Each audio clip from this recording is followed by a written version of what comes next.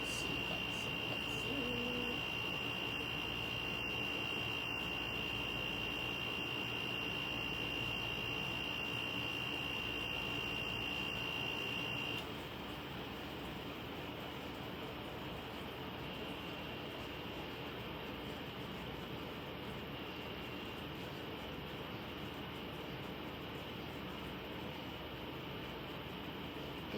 Good morning.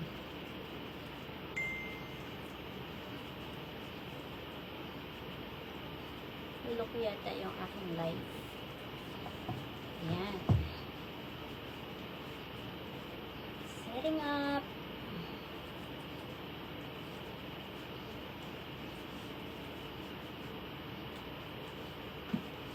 Uy. Ibang phone ang gamit ko kaya hindi ko siya masyadong kilala. I mean, kabisado. Ayan. So,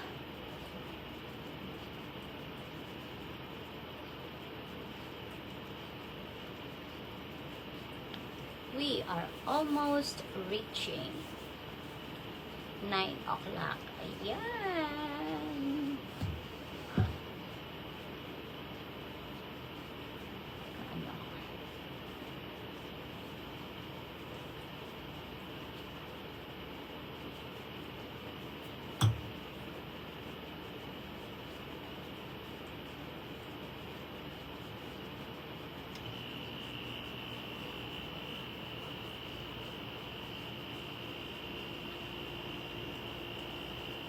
Asawa ko dapat naka-up online.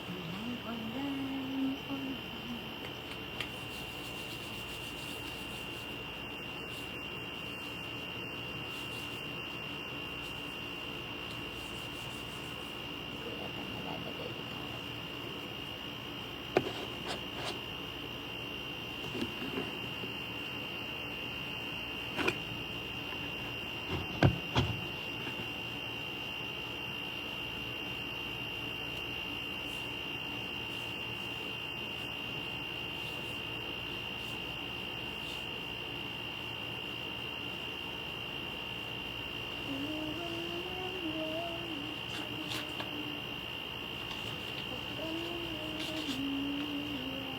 Yan na siya.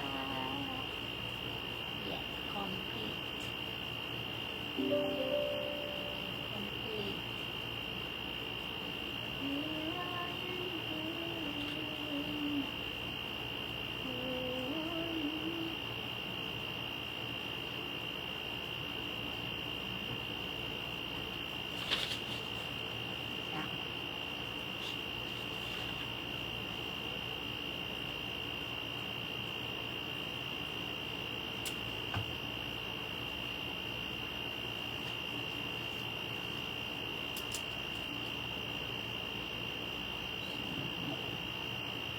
Sa yung ating sample. Alright.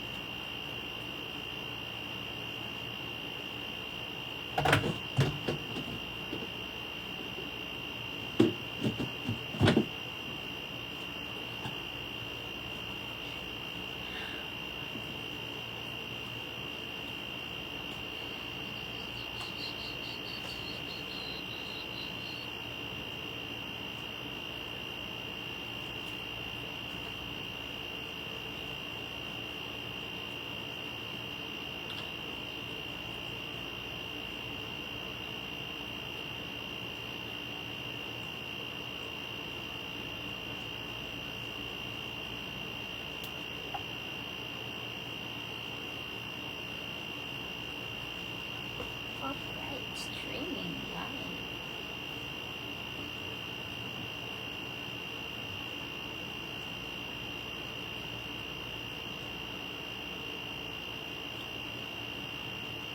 Lamig.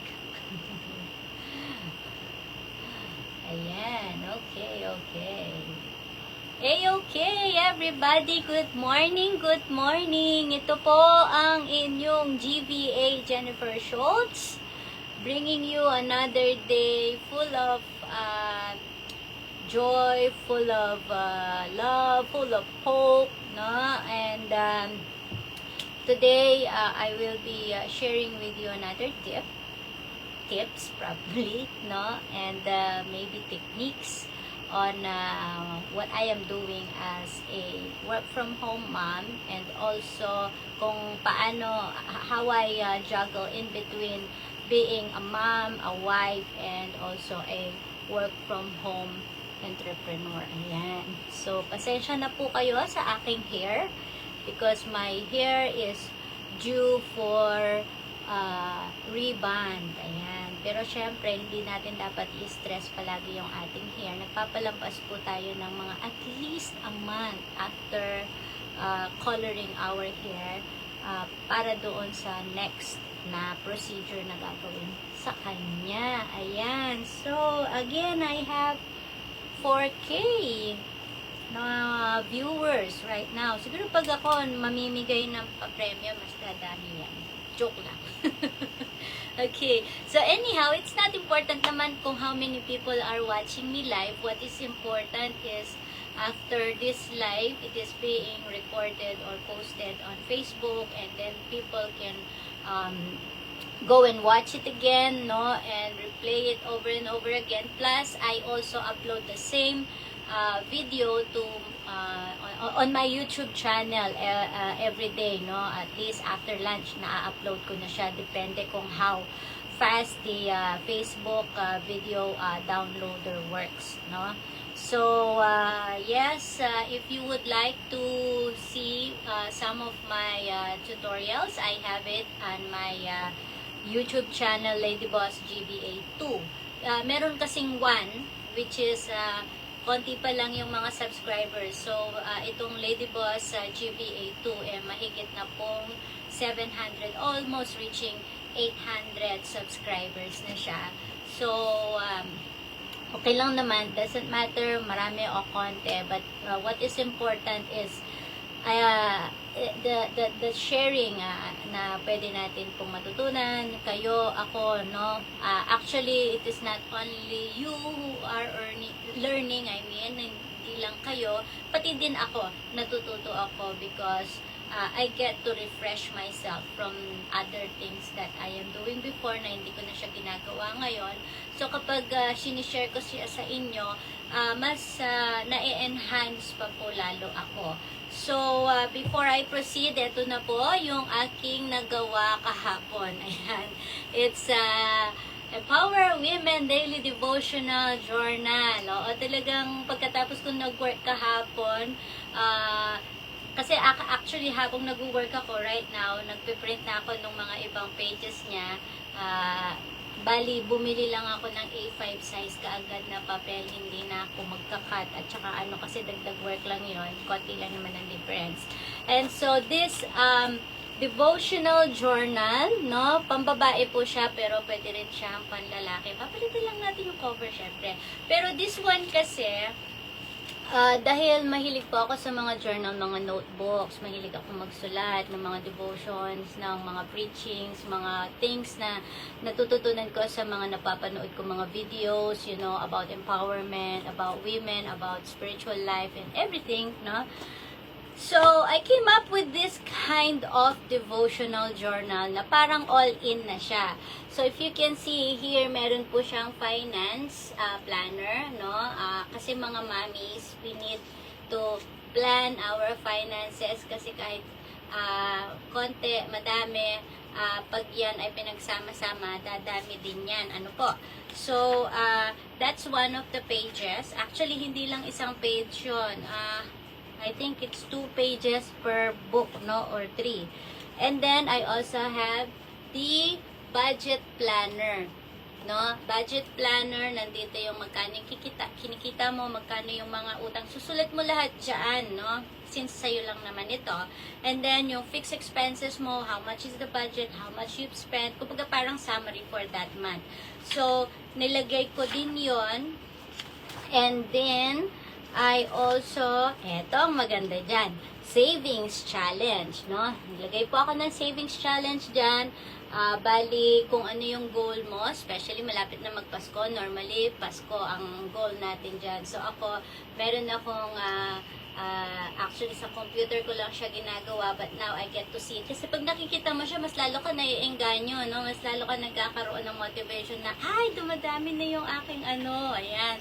So, kailangan hindi lang sa papel, kailangan dun din sa account. Like what I shared before, no? Nagano ako ng Paymaya account ko, may GCash account ako, tapos meron akong GoTime, no? Which I'm using it on for different purposes. Hindi po dahil sa marami akong pera. Sana nga, all, no? Pero I'm using that to, kumbaga segregate, no? Segregate the things para hindi po halo-halo. Ayan. So, I also have the expense dito, no? Expense tracker. Okay? Every day, lahat ng expenses na i-incur mo for that day, you have to write them. Ayan. Para sa ganun, malalaman mo kung saan napunta yung 1,000 pesos mo. Ayan. And then, ano pa ba yung pages na bago dito na, kasi ito yung mga hindi ko po nakita. Although there are some na mga journals na hiwa-hiwalay naman siya. So, kesa sa bumili ka ng iba't iba, this will save you money because you have the devotional. Ano dito, may devotional, anong tawag nito? It is based on, ano yun, yung ginagamit namin sa cell group namin.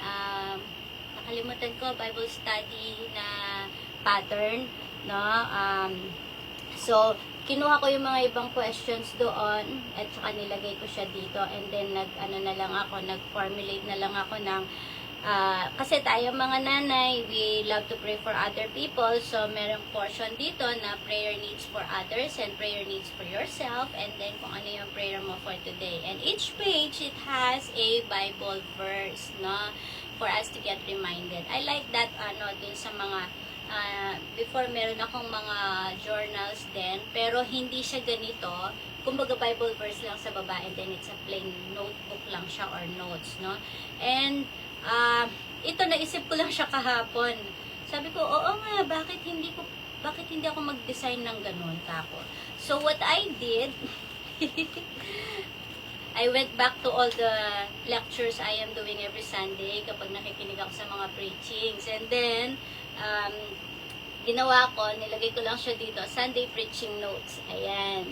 Tapos, nilagay ko yung date, kung anong date yung Sunday na yun, halimbawa, and then the scripture or the text na isi-share nung pastor na yon, and then the name of the pastor, no? Kasi importante yun, alam mo, I noticed, when I went back yesterday dun sa mga notebooks na pinakita ko sa inyo, sabi ko, oo nga, no, na-share pala ni pastor ganito ito. Ayan. So, it's a good refreshing, no. Then, meron siyang topic, and then, kung ano yung keynotes or key points, and then the verses with it, tapos lines na lang siya, and then, ano yung conclusion for that preaching. So, nilagay ko din yan.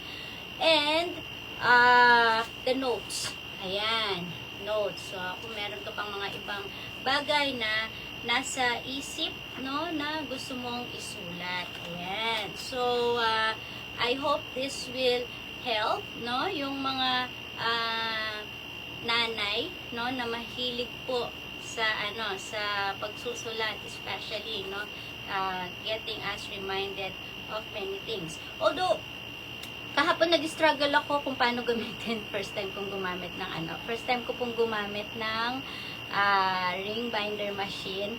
Yung pagpapunch ng hole was a bit, it's a bit challenging, Tapos, may nagkamali ako ng twice. Tapos, si Jaco, nginuya niya yung isang wire.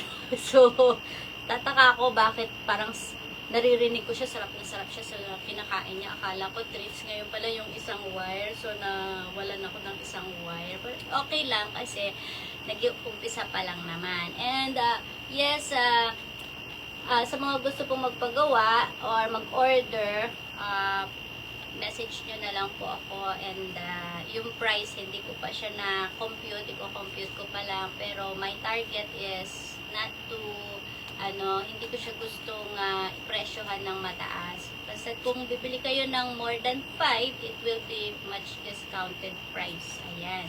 So, I hope it will help, no? Yung mga nanay, yung mga youth, yung mga na mahilig magsulat. Ayan. So, it's good to have journals, no? It helps us get reminded of the things that we have heard, no? Or the things that we have learned from reading our Bible. Ayan. So, good morning muna sa lahat ng mga nanonood ngayon. Hindi ko alam kasi ang ginagamit ko ngayon is my isang phone, yung aking iPhone ang ginagamit ko ngayon. Yung Android kasi nakikita mo kung sino yung nanonood sa'yo eh. Hindi ko alam paano gagawin dito yon. Pero anyhow, just give me comment para makita ko po kung sino ang mga nandito ngayon at nanonood sa inyong lingkod. Ayan. So, dito sa kabila kong monitor, nakikita ko na my friend Dalia is watching. Dahil wala na akong dextrose. Alam mo na yon. Yan. So, mamaya message na lang kita. So, yes, I am drinking my dose of cranberry juice. Ayan. Kaninang umaga, before I drink my coffee and anything, no, yung aking Equilibrium probiotic strawberry flavor, yun ang aking tinig. Isang shot lang, which is 30 ml straight, and then water, and then after that, ito. And then breakfast, 1 piece of toasted bread with mayonnaise, and isa pong soft-boiled egg. Ayun. So, that will give me the energy. Actually, kung minsan ayoko nagbe-breakfast kasi inaantok ako. Ayan. So, anyhow, let's dig deeper to the topic today kasi nga, kahapon, nabigyan ko kayo ng konting parang bird's eye view about the technique in time management that I am doing, no? Kasi nga, more often, work from home moms, mga, not only the moms, but also yung mga professionals, kadalasan nabu-burn out, o kaya nabu-boring, no? Yung mga feeling na ganun, nararanasan natin yon. So, there is this, what they call, Pomodoro technique. Kaya nga gustong-gusto ko siya, kasi nga, favorite ko yung Pomodoro spaghetti. Okay? So, yung Pomodoro technique is parang 25-5. Ayan.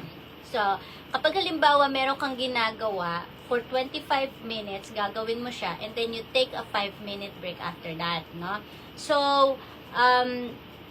pero, sabi nga, kasi ganito yan, kapag ginagawa mo yon na 25 minutes working, and then 5 minutes rest, or break, no? Ang nangyayari, parang nagre-reset yung mind mo. Okay? Kumbaga, na-maintain yung iyong focus at saka na-reduce yung mental fatigue. Okay? Tapos, kahit na marami yung work na meron ka, nagiging manageable siya. Okay? Bakit? Kasi hindi napupuno yung isip mo. Every time na pagkatapos ko sa work, I have this sense of feeling of tiredness. Hindi naman ako nag-exercise, hindi naman ako wala naman akong ibang ginawa, no? Minsan nga parang mas pa yung parang hindi man ako napapagod pag naglalaba ako, or pag nagmamap ako or nagwawalis ako. Mas nakakapagod yung nakaupo ka lang tapos nag-iisip, o kaya yung nakaupo ka lang tapos nagbabasa or mga nag-a-analyze ka, no? So, when you implement this, what you call Pomodoro technique, 25-5, no? 25 minutes, continuously working with the task that you have, and then 5 minutes, you take a break, you can close your eyes, you can get up, go outside, dun sa yung workstation, gaya nga na sinabi ko, ako lalabas ako hanggang dun sa gate, tapos pabalik din ako. Okay? And then sometimes, si Jaco ang pagtitripan ko, yung mga ganong klase, no?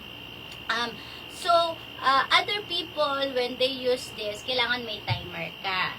Okay? To remind you. Kasi kung minsan kapag very much focus ka na dun sa ginagawa mo, nakakalimutan mo na kung minsan din ang kumain. Lalo na kung nagmamadali ka na matapos yon, no? So, ang ginagawa ko, I use one of my cellphone to be my timer.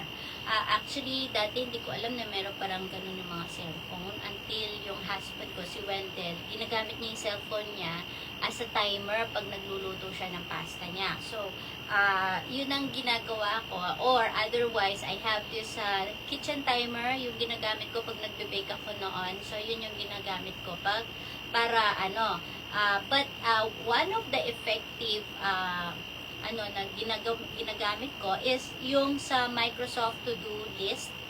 Naglagay ako doon ng task na every 30 minutes, it has to beep. Nilagay ko lang break. Ayan. So, nilagay ko siya doon. So, every time na mag-a-appear kasi siya sa computer with an alert. Sasabihin niya sa iyo, break. Ayan. So, that's what I am doing. So, pero you can customize the Pomodoro technique. Kung ayaw mo yung 25-5, you can, stretch it to like 30 minutes, 30 minutes and then 5 minutes break. Or every hour. Pero wag naman, kasi sabi sa akin ng aking ophthalmologist, ang mata daw natin can only focus up to 20 minutes in a screen, especially if you are working with screen. That's why ang sinuggest niya sa akin, every 20 minutes i-close mo lang yung mata mo or tumingin ka sa isang bakanteng or puti na pader. Ganun ang niya sa akin, or an area wherein walang design or walang basta plain paint lang siya. Ganun yung sinuggest niya sa akin. So, you can use this break, para mag-stretching ka, o kaya iinom ka. Pero ako kasi every now and then, I take a sip of water with me. Beside me, water or soda or juice, Kasi lagi akong merong dyan. Kasi pag nasa computer ka, hindi ko ba alam kung bakit parang hindi ka naman napapagod, pero parang natutuyuan ka ng lalamunan. Okay? So anyhow, that is just one technique in managing your time, okay? And managing pagiging bore o naboboring ka or naboburnout ka. Then, there is another technique also which is called Eisenhower matrix. Eisenhower matrix. Dito sabi niya, yung Eisenhower matrix, it is dividing your work into 4 categories based on urgency and importance nung task na ginagawa mo. So, the first one is important and urgent. So, ito yung mga task na kailangan gawin mo agad-agad. Okay? So, pwede mong gawin na ganon. And then, the second one is important but not urgent. So, I have those kind of mga task na ginagawa ko everyday.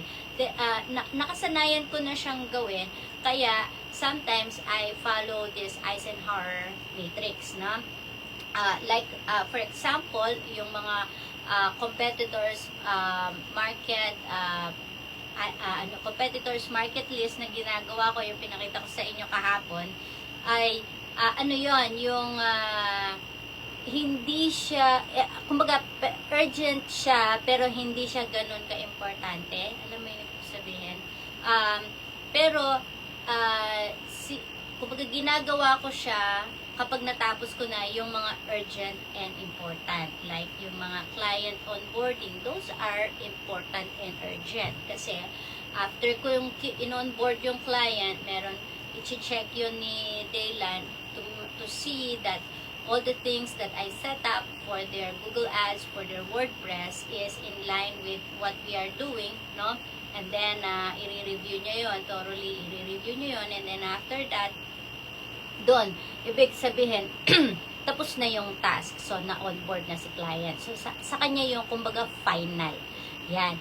And then, important but not urgent, those are the things that I can schedule. Like, yun nga, yung competitors market list. And then, yung test analysis na binigay niya sa akin kahapon, in which sinabi niya, wag mo na munang gawin because something is not right with my login credentials kasi hindi nag-a-appear yung mga digits or yung mga numbers na pinapakuha niya sa akin.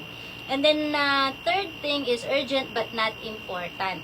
Kumbaga, yun yung mga tasks na pwede mo namang i-delegate, no? Pwede mong ano yon.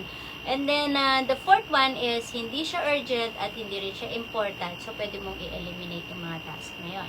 So, ikaw yung makaka-determine kung alin-alin ang mga task na yon. So, ang benefit ng Eisenhower Matrix is it helps you prioritize, no? Yung prioritizing mo ng mga task, it helps you to effectively put them in line. Tapos, alam mo kung saan ka magpo-focus initially, and then ano yung mga kailangan mong matapos for that day. So, ganun yung Eisenhower Matrix. And then, pwede ka mag-create ng board katulad nun, no? Yung meron ako doon. Kung nakikita nyo, may mga yellow stickers doon, may mga, kung nakikita nyo, may red doon. Yeah, may red. Pag nilagay ko yung red, ibig sabihin urgent yon. So, I have to do that. Agad-agad. And then, pag natapos ko na yon, i-discard ko na yung note. So, that's how I do it through the whiteboard. Or, pwede ka rin naman gumamit ng mga journals, notebooks, like this, no? Yan, ginagawa ko din yan, no? Depende kung saan ako nakaharap. Ayan. And then, also, you can use mga digital tools. Okay? For me, I am using Microsoft To Do na apps so that immediately it beeps on in front of me na mas nakikita ko siya agad-agad. You can use Trello, you can use Asana, depends upon you. But sa amin, ang ginagamit namin right now is ClickUp. So, now, ang tips naman to have this implemented successfully in your everyday life is you have to do or you have to review your matrix, no, on a daily basis, and then i-adjust mo yung mga priorities, no. So, and then also you have to be honest about what truly falls into each category to avoid misclassifying the task. Alright. And then pangatlo, so we have the Pomodoro technique, no, wherein you have to rest every 25 minutes and then 5 minutes rest, no. And then yung Eisenhower matrix naman is you have to classify all the tasks that you are going to do, according to important and urgent, no? Important but not urgent, and then urgent but not important, and neither urgent nor important. Actually, na-i-blog ko na po ito. I have an article which I wrote this in my blog site, no? ladybossgva.com, and you can see it, and mas lalong detalyado siya doon. Now, the third thing that you can use is the time blocking, no? So, how does time blocking work? Time blocking is like you are allocating a specific time. You are blocking that time in your calendar for different tasks and activities. So, I'll give you an example. From Monday to Friday, okay, my schedule is from Monday to Friday, from 7 a.m. until 4 p.m. I am working as a VA, a GVA. Okay, I am working with my work from home job. Okay? And then from 4 until 6 o'clock, yun yung mga ginagawa kong mga crafts, or like, this one that I am doing right now.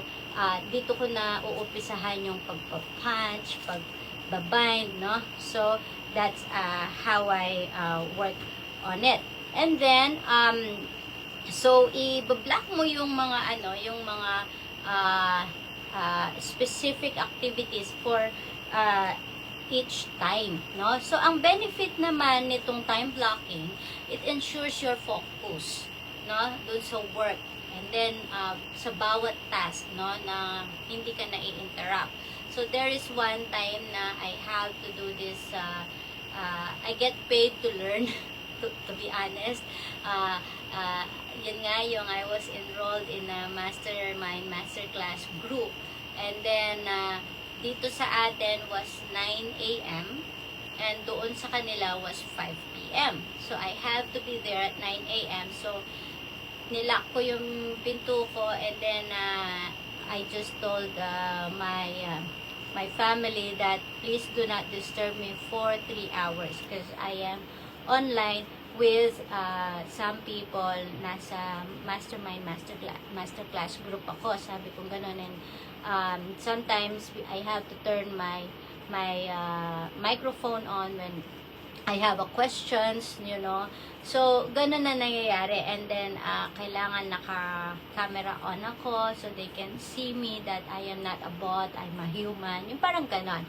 So, anyhow, that is blocking a certain time. And then, also, you have to inform the people or your family that you know, you have this. And kung minsan nga, meron doorbell dito sa amin, hindi ko sinasagot because I have these things, no? I have these things that I am doing. And then, even if other people are calling my phone, especially friends, kung hindi nila alam yung aking timing, kasi they thought that katulad ako ng mga iba that I work from home in the graveyard shift, but actually I'm not. I work in the morning like other companies does, no? Kung may 8 to 5, ako naman 7 to 4, and then sometimes I extend up to 5 o'clock.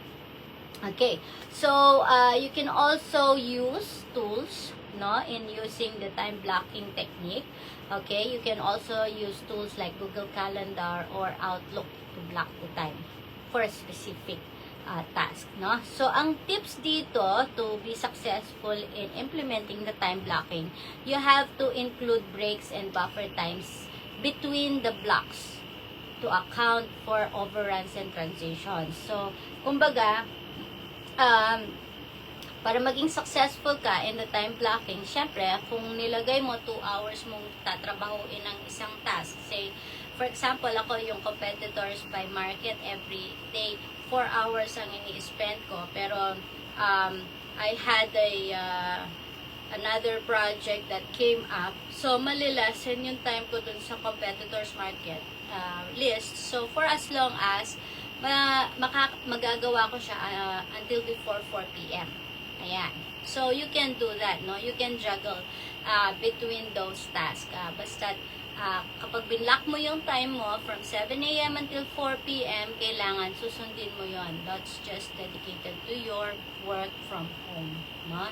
And then, sometimes you have to review and adjust, okay, the time that you blocked for that day. Kasi kung minsan, okay, as individual or as a virtual assistant for a company, no, ako kasi they all yung baga parang pinapasa lahat sa akin yung work when it's kumbaga parang natapos na nila yung kanilang part, then sasabihin nila, Jenny, I want you to do this task or to continue doing this task or to help me complete this task. Ayan, ganyan yung mga ng mga boss ko. So, every day, it is not really the same task as what happened yesterday. Depende lang yon sa sitwasyon. Especially kung yung task is masyadong malaki, katulad nga yung competitors by market na ginagawa ko, which is in PPC Ad Lab.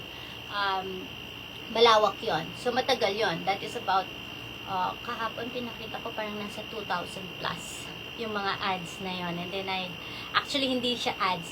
It's a location in America.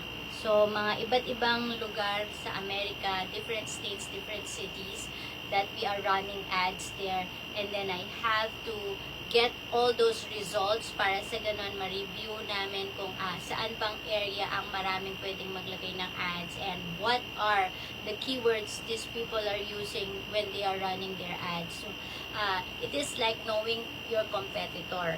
Ayan. So, knowing your competitor is one of the key in kumbaga parang being an entrepreneur, no? Kailangan kilala mo kung sino ang kakalabanin mo and then you can compete with them. So, every now and then, you have to review and adjust the time blocks, no? At the end of each day or week, no? Kapag hindi siya nag-work for this week, yung sinet mong time, you can always adjust it. Flexible naman, no? Flexible naman ang bawat isa. Alright. So, there are also tools and apps that you can use for time management, no? Like in project management tools, no? If you are applying for project manager na position, no? You can start learning about Trello, about Asana, about Monday.com na mga tools, no? Para sa project management. Yan, okay. Trello kasi, it organized tasks with boards, lists, and cards. Okay? Tapos, Trello is great for visual thinkers and offers customizable workflows. Si Asana naman, they manage projects with task and subtask. Yun yung gusto ko kay Asana. Halimbawa, merong main task and then below it, pwede siyang may mga subtask. Katulad din siya ni ClickUp. Let me just show you.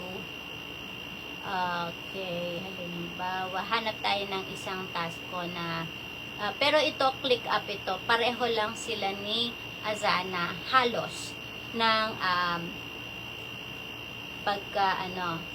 ayan, okay. Pakita ko sa inyo. Let me show you what I meant. A task between a subtask. Paano kasi ito? Ayan. Right. So, ito siya. Okay. Halimbawa, ito client onboarding. Ayan. Client onboarding, yung aking step. No? That is step number 4 if you can see. Alright. May step 1 yan, which is the client ang gagawa, and then may step 2 siya, which is si Daylan ang gagawa, and also step 3, si client ulit, dahil i-review niya yung mga initial setup ni Daylan, and then step 4 is me, which is, I am going to onboard that client. So, ayun yung task, okay, ayun yung main task, and then meron siyang mga subtask, and then from the subtask, meron pa siyang mga subtask ulit. So, all of those ay ginagawa ko, and I have to tick them every time na nagawa ko na siya. Kasi on each of this, meron yang steps that I have to go through. Pero dahil nasanayan ko na siyang gawin, hindi na ako kumbaga nagbabasa pa dun sa document guideline na ginawa ko before. And then here, I do the setup of WordPress. Ayan yung mga ginagawa ko sa WordPress niya. And then I also do the setup for the CRM, no? And then here, I have to do the setup for Google Ads account. So, magki-create ako ng bid strategy niya in Google Ads.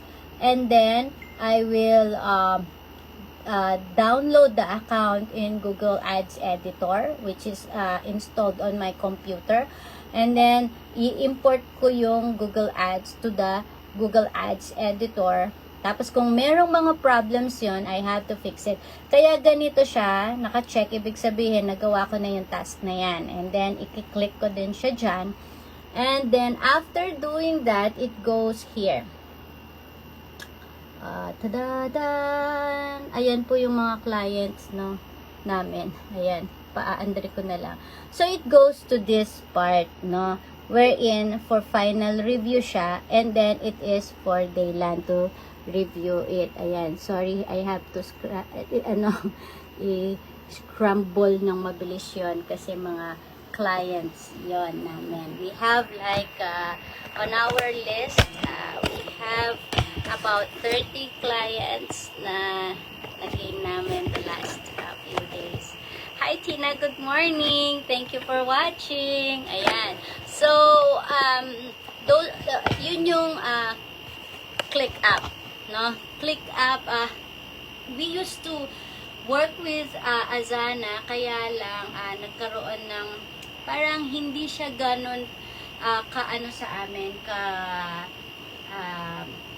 adaptable doon sa sistemang ginagawa namin. So, my boss decided to use ClickUp, no? Kasi marami kaming sets of, we have a lot of sets of small tasks within a task. So, in order to kumbaga fulfill that, na walang malampasan, kasi kung may malampasan lang na isang step, then all the things that we did will be like useless. So, ganun kadetalyado yung trabaho ko po bilang isang in terms of onboarding client. That's why when I onboard client, DND ako. Kasi hindi ako pwedeng makalampas ng isang step because one mistake alone can jeopardize the entire account of the client. Ganun po katindi.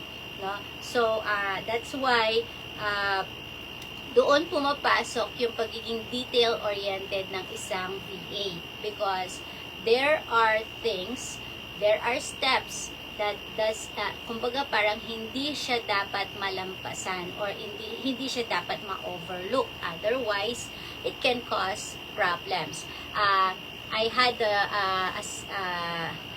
this, it's an innocent mistake, no?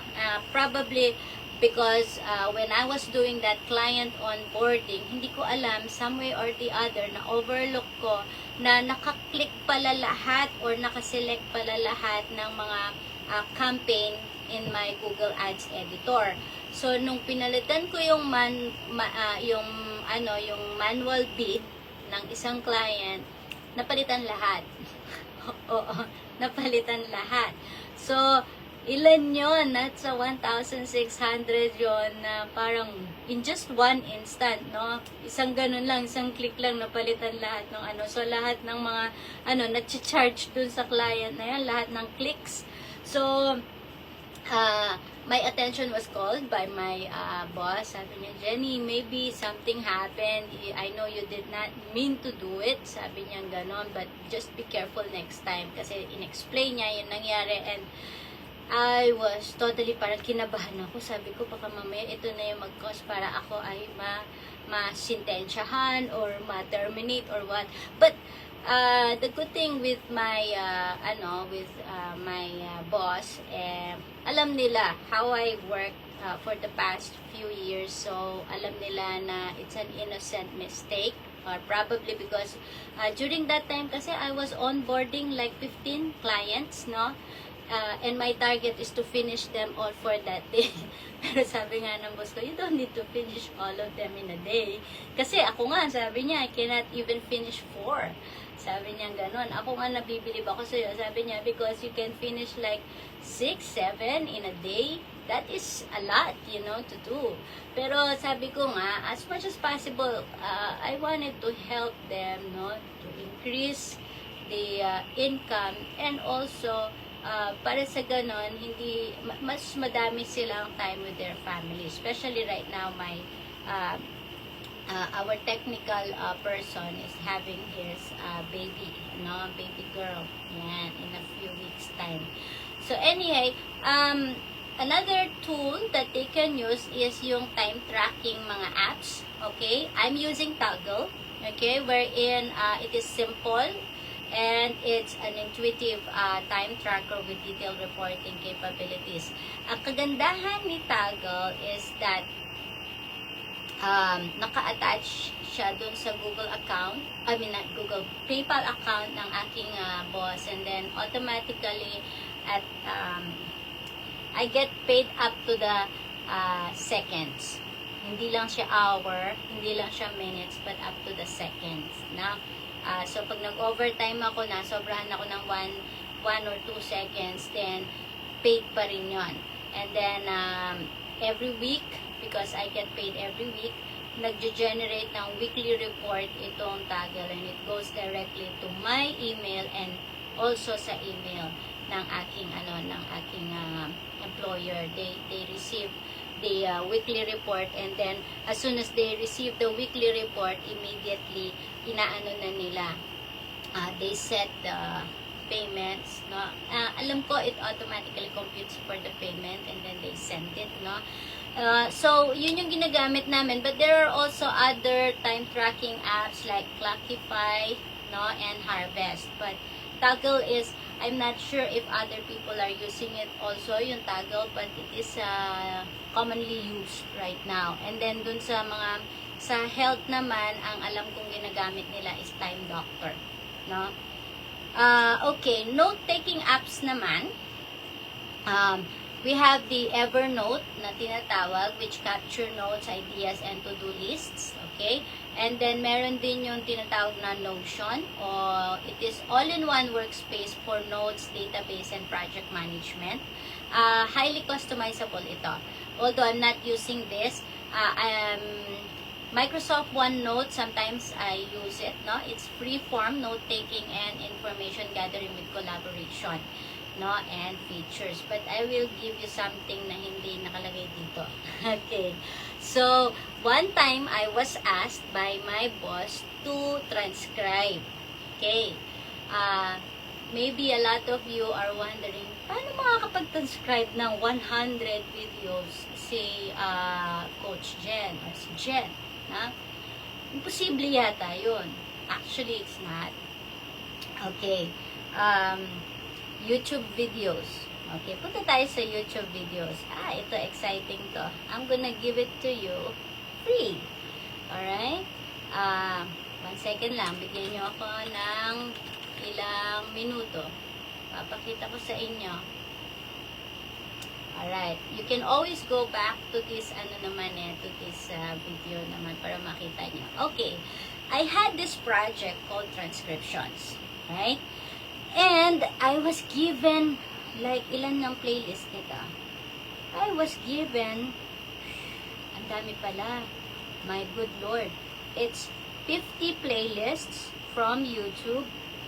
Okay? And all this playlist involves, about, of course, property management, and then some are playlists for Real Vision, crypto, no, money making playlist, and then merong mga playlists about property share market, playlist about, sabi ko nga sa inyo, born again yung mga boss ko, so we have playlist about Phil Anderson, hindi si Phil Anderson. Semantic Mastery, Conscious, Tapos meron pang playlist about Happy Wife. Tapos eto, playlist of Naked Bible, Ripple playlist, and then Smiths. Ayan, sorry. German siya. Okay. So anyhow, I have all these playlists, and each playlist, they have like a minimum of 100 videos. Okay?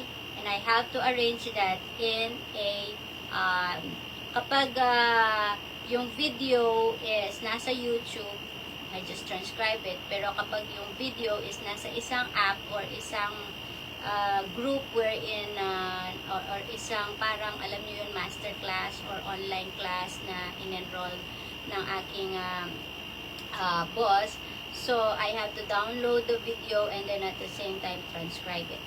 Alright, so how do I transcribe 100 videos a day?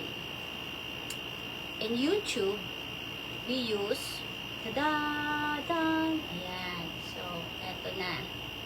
Okay, sa YouTube, meron akong ginagamit na Tactic.io. Okay, so it's a tool called Tactic.io. Spell ko siya, Tactic.io /tools/YouTube transcript. Okay, so yun yung ginagamit ko. That is why I can transcribe 100 YouTube videos every day or sometimes more. Minsan nga, ang ginawa ko 400 in a day, no, transcription. Nagulat yung boss ko, sabi niya, tapos mo na to. Sabi niya, this has more than 400, parang 467 YouTube. Sabi ko, yes sir. Dahil dual monitor ako, so ang gagawin ko, bubuksan ko lahat nung YouTube videos na yon. And then once I open like 50, wag na lang 50 kasi kung minsan mabagal, ang ginawa ko, nagbubukas ako like 30 or 40, depende kung ilan yung screen na nakukuha doon or ilan yung mga mag-a-appear kasi kung minsan di mo pwedeng ulitin yung videos eh. So, bubuksan ko siya lahat and then bubuksan ko kung ilang beses ako, kung ilan yung nabuksan kong video, yun din ang number of tactic new page ang gagawin ko. And then, ang gagawin ko, copy-paste ko lang doon kay tactic yung video URL. Nung, ano na yon yung, pakita ko sa inyo kung ano itsura ni tactic. Para makita nyo. Exciting ito, no? Kasi it's something na hindi inyo ito natututunan sa labas. Ayan. Alright. Ayan ang video. Ayan siya. Ay, malayo pala. Wait lang. Ay, mali. Right. So, ayan yung link. Okay? It's https://tactic. Ayan siya. Ayan yung link. And then, ganito ang itsura niya. So, once you open a YouTube video, copy the URL of that YouTube video and then place it here. And then, click mo lang yung get video transcript. And then, it will give you the transcript. So, sasampulan natin siya. Ayan na. Hindi kayo lugi sa akin. Kasi, hindi ito pinakita sa side hustle. Ito yung hinahanap ko sa side hustle eh. Pero hindi nila pinakita. So, halimbawa, bubukas ako ng ano dito. Dito na lang ako magbubukas para hindi ako YouTube. Bukas ako ng YouTube and then buksan ko din si tactic. Hanap tayo ng isang video. Okay. Ito, halimbawa, how to make. Alright, eto, pakita ko sa inyo. Okay. So, eto yung video. Alright, and then, what you just do is you copy the video URL. Alright. Sensya na mabagal lang tayo. And then, you go to tactic.io and then, paste mo dito. And then, you say, click video. And then, in just a few seconds, ayan na ang iyong transcription. Kita niyo yan? No? Interesting, no? Ang haba, oh. So, it will transcribe the entire, kahit na 3 oras po yan, ita-transcribe niya lahat. Actually, this is how many hours ito? This is a video na 2 hours ba to? Ilang oras ito? 13 hours? Okay? So, ita-transcribe niya lahat. If you can see, ayan, no? Transcribe niya lahat. So, it's as simple as that, no? O, diba? Another thing na natutunan ninyo sa akin. Alright. So, that is tactic. Okay. Now, yun, walang bayad. Walang bayad yun. So, to all who are looking into a job for transcription, no? Pwede nyo gamitin yan. Okay? So, pwede nyo siyang gamitin. And then, there is another one. Pero alam ko, itong isang ito is you have to pay for it. Or your client has to pay for it. It's called Cookatoo. If it's a non-YouTube video, they use Cookatoo. Cookatoo kasi is, kumbaga, you have 10,000 minutes per month, which is, kumbaga, parang kung kailangan mo yung video, hindi siya sa YouTube, sa ibang apps siya, halimbawa sa isa siyang podcast, ganyan. So, you can download mo muna yung podcast, and then after mo din-download yung podcast, you go to cookatoo.com. Ayan. Cookatoo.com, which is cookatoo.com. Kailangan meron kang username and password for that kasi nga or you can create an account, you can sign up for free and it will give you 10,000 minutes per month. No? So, kung meron ka mga videos that is only for 30 minutes, so, kung i-compute mo yon, teka, 10,000 minutes, 10,000 minutes, divide mo siya ng 30, so, marami pa rin, more than 300 videos na tig 30 minutes ang pwede mong matranscribe using the free account of Kuka2.com. Ayan. So, dalawa. Isa is tactic.io and pangalawa is Kuka2.com, which you can use when you have a transcription na mga projects. Ayan. Hindi ko yan naituro sa iba. Sa inyo lang right now. Alright? So, yun yung mga ibang pwede nyong gawin, no? So, what else? We only have 8 minutes for this video. So, if you really want, no, I can make a short demo of the tactic.io and the Kuka2 kung paano ko siya ginagamit in transcriptions. Bago ko makalimutan, isusulat ko na para sa ganon, makagawa ko ng short video, and then you can always go back and read, go back and review it, no? So, let's tactic and Kuka2 video tutorial in transcribing. Alright?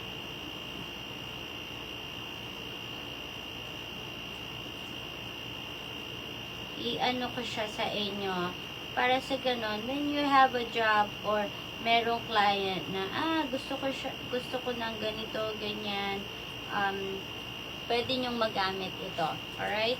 So, I'll make the video tutorial after this, and then I will upload it on my YouTube channel, and then you can go there.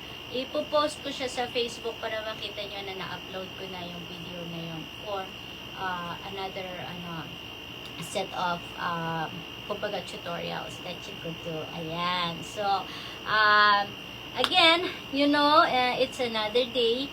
It's another, tingnan mo, nasa kalagitnaan na tayo ng linggo. Actually, bukas pa pala. Today is Wednesday, and grabe, no? Bilis ng panahon. Ilang araw na lang sisilip na si my idea of a perfect Christmas. Ayan.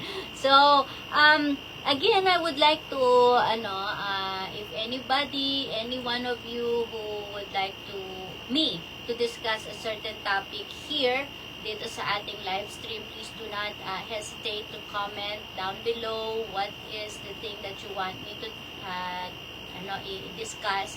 And for as long as, gaya nga ng sinasabi ko, I have experienced how to use it, then I can share it with you. Pero kung hindi ko siya na-experience, hindi ko siya ma-share.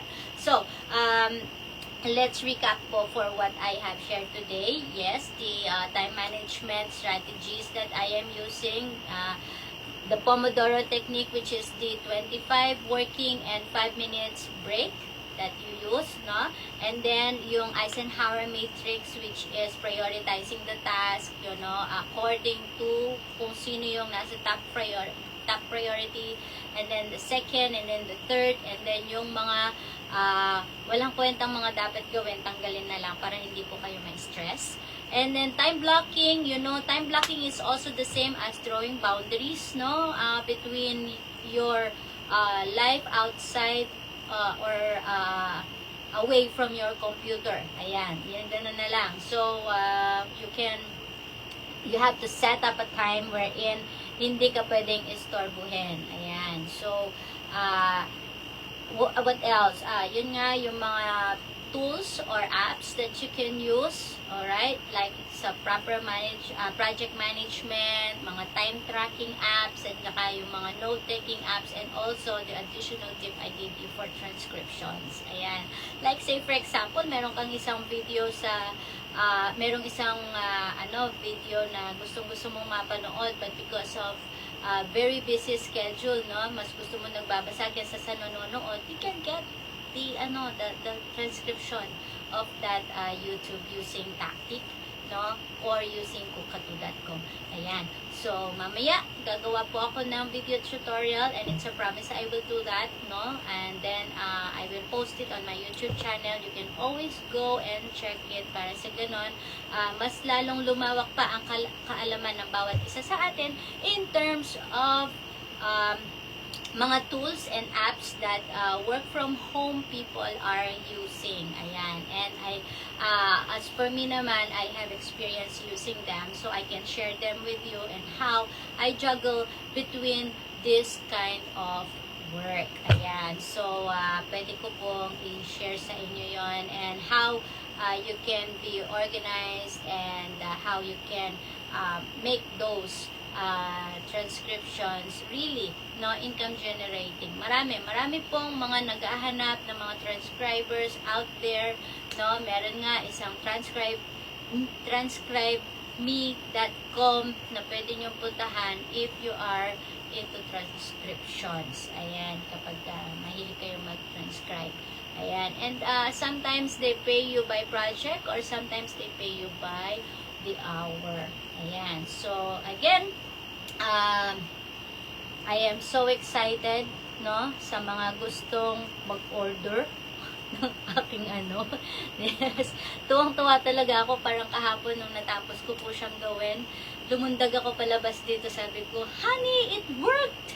Sabi ko, finally, you figured out how to use your tools. Sabi niya ganon. Although sabi ko nga nakakapangawit lang, no, baka mamaya makita nyo meron na akong muscles dahil sa kakapunch ng mga papers. But God is so good, and it's another day of sharing my life with you as your general virtual assistant, and looking forward for tomorrow for another tips and tricks that you can use as a VA. Yan.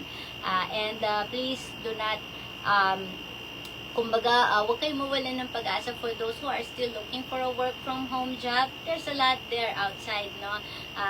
Caring-caring ninyo na lumangoy sa labas pag you are already fully equipped, and all the things that I am sharing with you here in the live stream are just in addition to what you have already learned, no? And as I've said, no, the technology evolves so fast.